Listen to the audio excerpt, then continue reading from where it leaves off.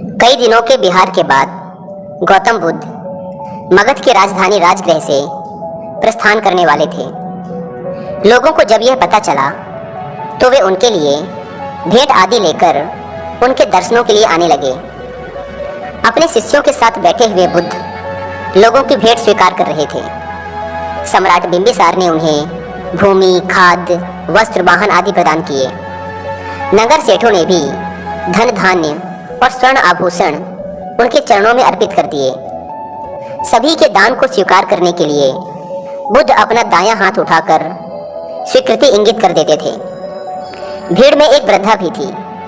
वह बुद्ध से बोली, भगवान, मैं बहुत निर्धन हूँ। मेरे पास आपको देने के लिए कुछ भी नहीं है।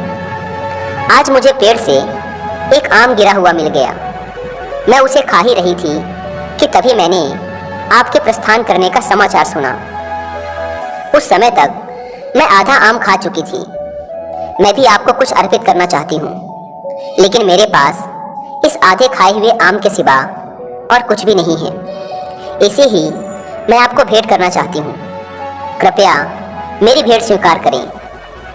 वहाँ उपस्थित अपार जन समुदाय, राजा महाराजाओं और सेठों ने देखा कि भगवान बुद्ध अपने आसन से उठकर नीचे आए और उन्होंने दोनों हाथ फैलाकर वृद्धा का आधा आम स्वीकार कर लिया।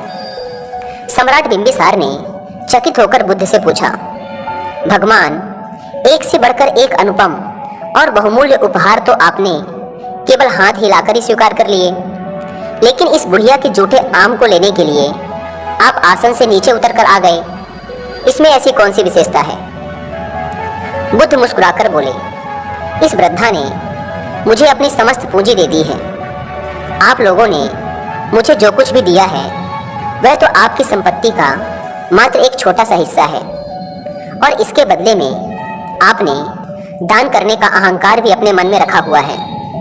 इस वृद्धा ने मेरे प्रति अपार प्रेम और श्रद्धा रखते हुए मुझे सर्वस्व अर्पित कर दिया है। फिर भी इसके मुख पर कितनी नम्रता और करुणा है।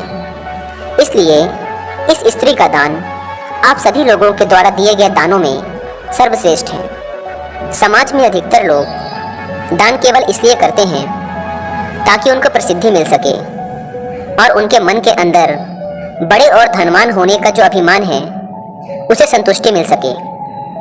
जबकि सच्चे अर्थों में दान वह कहलाता है जो अभिमान रहित होकर दूसरों की भलाई हेतु दिया गया हो। जब इंसान के पास किसी एक चीज की कमी हो, लेकिन जरूरत पड़ने पर अगर वह इंसान अपनी उस वस्तु का भी एक हिस्सा दूसरों की मदद व परोपकार के लिए दान कर दे, तब उस दान का मूल्य कई गुना बढ़ जाता है।